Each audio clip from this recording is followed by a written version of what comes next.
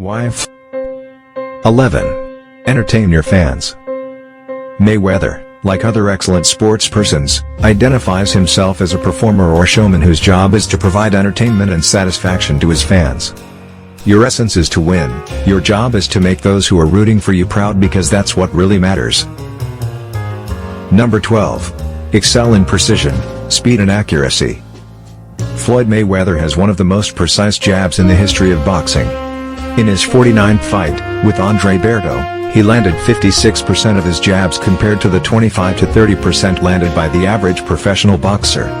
His shoulder roll style of defense, coupled with excellent hand speed, footwork, and punch accuracy, make the perfect method of frustrating and ultimately defeating his opponents.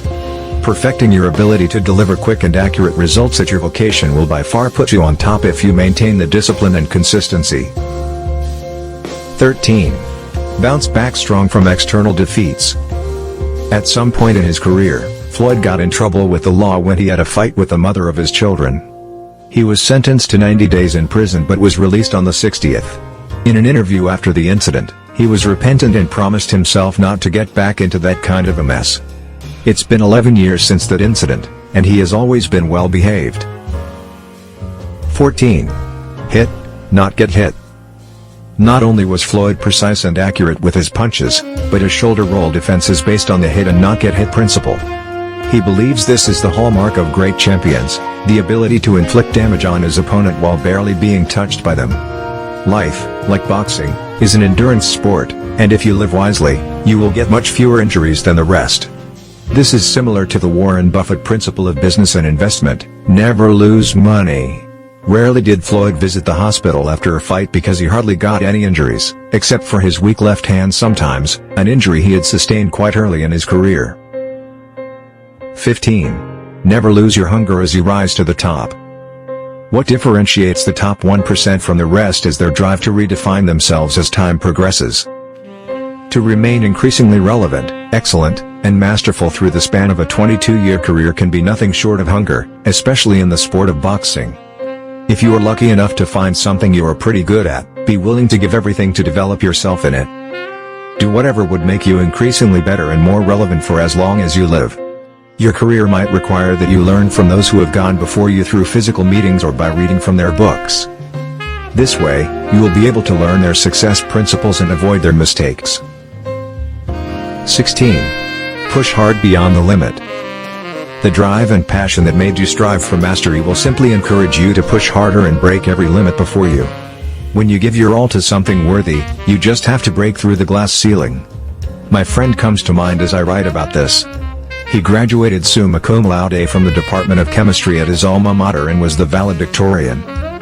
He describes himself as an average student who only applied himself toward achieving the lofty goal of being the first student to make a first-class grade in his department in the history of the school. At the moment, he is doing his Ph.D. at one of the best universities in the United States. Success is guaranteed if you apply your energy and time to succeed at any worthy task. Just be willing to work hard to break the mental or physical limits. 17. Surround yourself with world champions. To be great, you want to keep great people around you. We stated earlier that Mayweather is one of the boxers who has defeated most world champions or former champions. What made that possible? I believe that it's because, in addition to being brought up by professionals like his dad and uncle, he learns by watching the fights of boxing greats and legends of the sport. In an interview, he described how he learned many of his lessons and nurtured his aspirations from closely watching how the greats like Muhammad Ali and Mike Tyson masterfully decimated their opponents. More so, Floyd also explains how he prepares for fights by sparring with world champions like Errol Spence Jr., DeMarcus Corley, Zab Judah, and British prospect Jack Catterall. A two-time world champion and former opponent, Zab Judah, once told ESPN how Floyd trains like a broken man when he observed and sparred with him. He said this while Floyd was already the pound-for-pound king of the sport and a multi-millionaire. 18. Exterminate fear, doubt, loss, and anything that feeds them permanently from your mind. No one becomes great at what they do by allowing fear, self-doubt, or a loss to cripple their ability.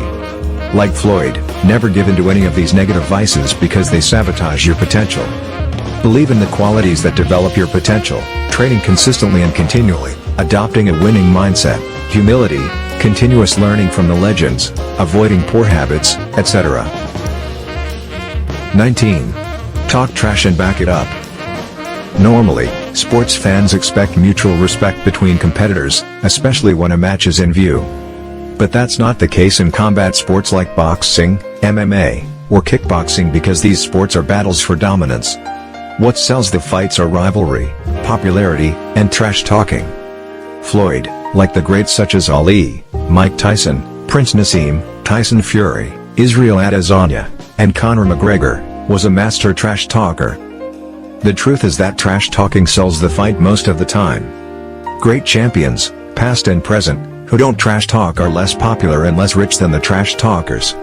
Notable examples were George Foreman and Evander Holyfield. Skills might sell a fight to boxing fans, but your personality and arrogance will sell the fight beyond the borders of the sport. The truth is that there is nothing absolutely wrong with trash talking your opponent for the purpose of entertaining the fans, selling a fight, dousing his spirit, and or aggravating his fury to cause him to make mistakes. The problem happens when the athlete is not able to back up his claims. At that point, he is even more prone to making mistakes. Extroverted but competent fighters tend to sell more tickets and win more fans and followers. The same is true for the most successful business owners.